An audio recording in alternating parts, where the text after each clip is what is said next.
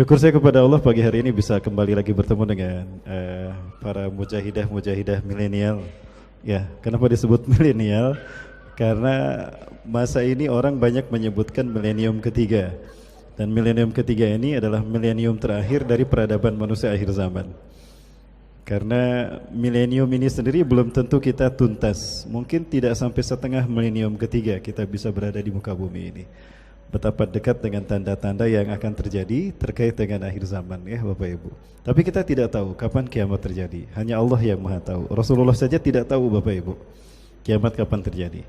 Ya, yang Rasulullah tahu adalah kiamat itu terjadi di hari Jumat, di waktu pagi, di waktu fajar. Ya, sekarang hari apa? Selasa, Rabu, Kamis, Jumat. 3 hari lagi hari Jumat. Baik.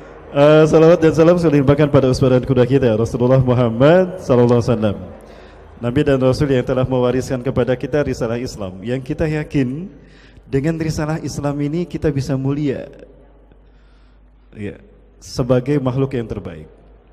Ya, Bapak Ibu rahmati Allah, perlu kita tegaskan di sini bahwa Allah menciptakan manusia itu dalam kondisi yang mulia. Ya. Kalau saya tanya Bapak Ibu, ibu-ibu yang dirahmati Allah, mulia mana manusia dengan malaikat? Mulia manusia. Malaikat bisa mulia karena tidak punya nafsu kan. Sementara manusia bisa mulia walaupun padahal punya nafsu. Ya. Kemudian kalau kita bandingkan antara manusia akhir zaman kita dengan para sahabat, mulia mana? Mulia generasi akhir zaman. Walaupun para sahabat luar biasa amal ibadahnya, ya, tapi mereka bisa hebat karena Rasulullah berada di tengah-tengah mereka kan. Sebagaimana pertanyaan Rasulullah SAW kepada para sahabat, Ayyul mu'minina a'jaba ilaikum imanuhum. Mu'min mana yang menakjubkan imannya bagi kalian? Para sahabat mengatakan, Al-malaikatu ya Rasulullah. Para malaikat ya Rasulullah, makhluk yang hebat imannya.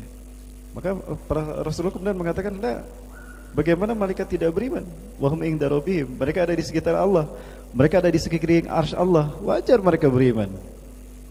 Ya, andaikan kita sedekat malaikat kepada Allah, tentu kita tidak akan pernah sempat berbuat dosa Bapak Ibu, betul? Maka kita akan mulia seperti malaikat, wajar. Aya nama orang aya di Setrasari, tebih pisan ti Allah, tapi Allah caket ka urang. Lalu para sahabat berkata, antum ya Rasulullah al-anbiya wa rasul. Anda ya Rasulullah para nabi dan rasul? Lah, bukan kami, kata Rasulullah.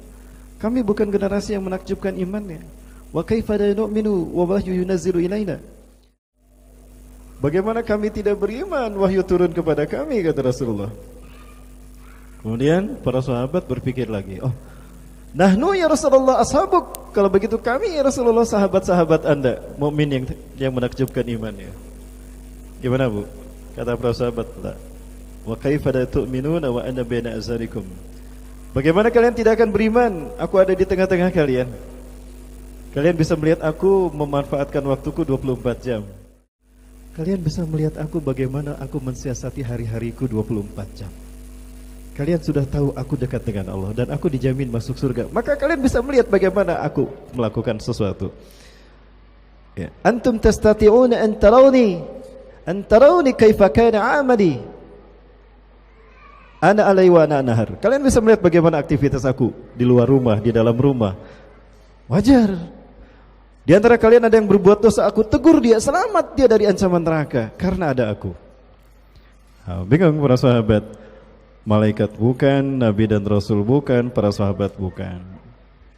Ya, lalu para sahabat balik bertanya, "Famanil ladzina ajaba ilaina imanuhum?" Lalu mukmin mana yang menakjubkan imannya bagi kami ya Rasulullah? Nah, jawabannya apa? Ada yang bawa Quran? Jawabannya Quran.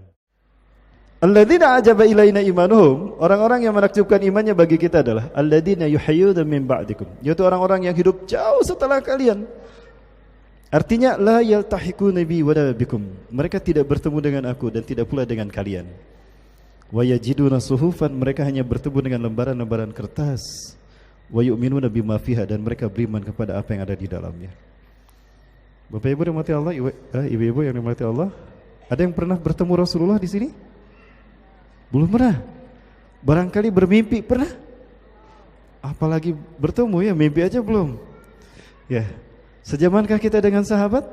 Tidak. Lalu dari mana kita tahu Allah Tuhan kita kalau bukan dari kitab suci ini? Dari lembaran-lembaran kertas ini. Dari mana kita tahu Islam agama kita, fitrah kita? Dan dari mana kita tahu Nabi Muhammad, Nabi dan Rasul kita kalau bukan dari kitab ini? Ini peluang bagi kita untuk menjadi yang terbaik. Ya, inilah parameternya Bapak Ibu sekalian. Nah, ketika Allah Subhanahu wa taala menciptakan manusia, maka Allah juga ciptakan satu SOP agar kita bisa hidup sebagai manusia. Allah ciptakan kita dalam bentuk yang terbaik, Bapak Ibu. Fi ahsani taqwim. Maka demi menjaga muruah kita sebagai makhluk yang terbaik, Allah ciptakan sistem hidup yang terbaik, yaitu Islam.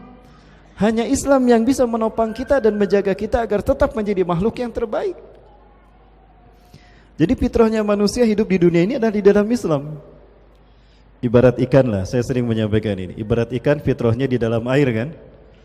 Ya, karena memang habitatnya air. Ya. Maka jika ada manusia hidup di luar Islam seperti ikan yang ada di luar air. Ada ikan yang bisa hidup di luar air?